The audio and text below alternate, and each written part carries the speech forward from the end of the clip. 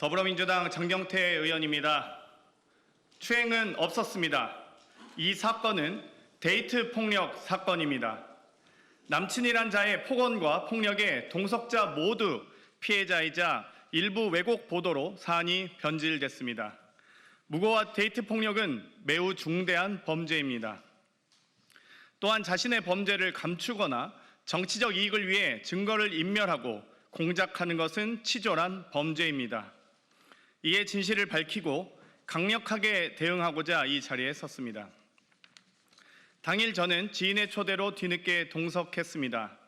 여의도에 있는 개방된 족발집이었고 다른 의원실 소속 보좌진으로 여자 4, 남자 2, 총 5명이었습니다. 당시 자리는 화기애애하게 진행되었고 다소 저에게도 불편한 상황들이 있었지만 그러려니 하고 넘어갔습니다.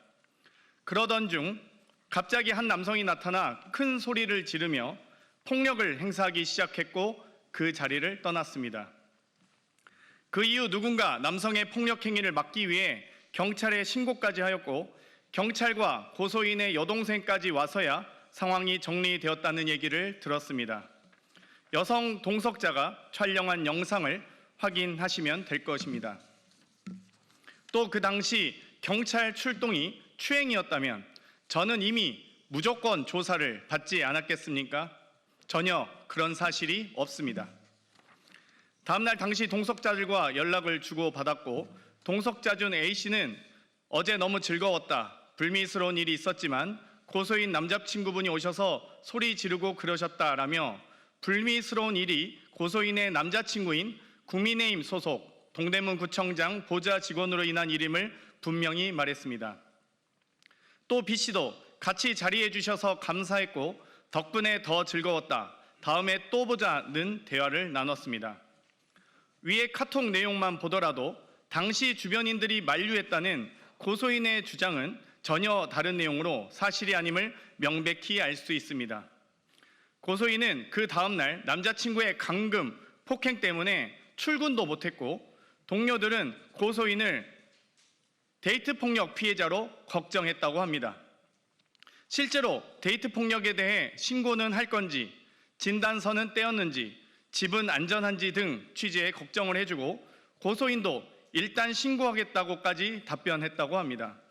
이 정황들은 모두 추행과는 관계가 없으며 당시 실제 발생한 사건은 폭행, 도찰, 데이트 폭력이었다는 사실을 보여줍니다. 이후 남친의 제보로 TV조선의 취재가 시작되었고 오히려 고소인은 기자에게 몰래 찍힌 영상이다. 영상이 공개되면 고소하겠다라며 피해가 없었다는 취지로 말했습니다. 이는 고소장의 추행 주장과는 정면으로 배치됩니다. 그 이후 남자친구는 여성 비서관들에게까지 전화하며 위협을 가했다고 들었습니다. 오히려 이 사건의 본질은 고소인 남자친구의 데이트 폭력이자 동석한 여성 비서관에 대한 폭언과 위협, 몰래 촬영한 불법 영상입니다. 남자친구는 영상 촬영이 장난이었다고 했지만 누구의 동의도 없이 촬영된 그날의 영상도 데이트 폭력의 한 부분일 수 있습니다. 앞으로 무고 및 추가 영상이 있는지에 대하여 경찰 수사 과정에서 밝혀져야 할 것입니다.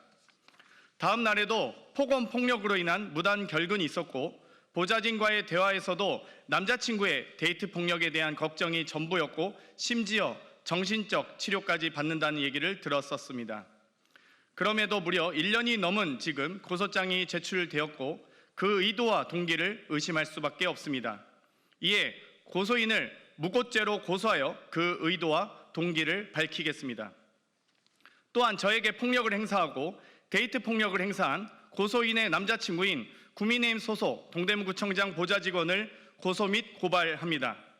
동대문구청장은 지금이라도 제 식구 감싸기를 멈추고 해당 직원의 폭행, 불법 촬영, 데이트 폭력 등 모든 범죄 행위에 대해서 조사하고 감찰하십시오. 무분별한 보도로 심각하게 명예를 훼손한 TV조선에 대해서도 엄중히 제소합니다. 동일한 영상을 2차례 보도하면서 첫 보도에는 고소인이 제 어깨에 손을 올리는 장면을 모자이크로 숨겼고 다시 보도하면서 제 팔이 마치 고소인 쪽을 향한 것처럼 확대 왜곡했습니다. 두 영상은 동일한 영상이며 추행한 사실이 전혀 확인되지 않았습니다. 오히려 확연히 드러난 것은 고소인이 제 어깨에 손을 올리고 있는 장면입니다. 또 동일한 영상에 음성을 추가해 제대로 들리지도 않고 동작에도 맞지 않으며 고소인의 음성인지조차 확인되지 않은 소리를 악의적으로 편집하여 아니 왜 거기에 라고 단정하고 자막 처리했습니다. 이쯤 되면 이건 보도가 아니라 연출입니다. 영상 판독 등 가능한 모든 수단을 활용해 진실을 밝히겠습니다. 최초 진술을 들은 TV조선 황모 기자도 증인 요구하겠습니다. 기자로서 양심이 있다면 당시 고소인과의 통화 녹취를 공개하시기 바랍니다. 또 취재 중 데이트 폭력을 충분히 인지했을 텐데 데스크에 보고는 했는지 어떤 경로로 묵살한 것인지 여부에 대해서도 밝혀주시기 바랍니다. 더불어 저로 인해 정신치료를 받은 것처럼 보도한 동아일보에 대해 언중에 제소합니다. 해당 치료가 남친의 데이트 폭력으로 인한 것이었는지 진료 기록과 내용부터 경찰 출동 일지부터 확인하시기 바랍니다. 고소인의 허위 주장을 무분별하게 보도하거나 근거 없이 기자의 뇌피셜, 상상으로 보도한 부분에 대해서 언중이 제소 등 가능한 모든 조치를 취하겠습니다. 지금까지 고소인의 입장에서만 보도하신 만큼 추행은 일절 없었고 데이트 폭력만 가득했던 대화를 지금까지 보도한 만큼 꼭 보도해 주시기 바랍니다. 한 사람의 인생과 삶과 명예를 무너뜨리는 것은 매우 중대한 범죄입니다. 이미 증거는 충분합니다.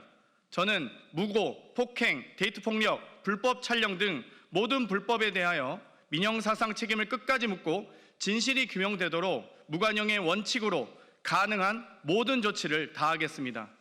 혼신의 힘을 다해서 진실을 밝히겠습니다. 감사합니다.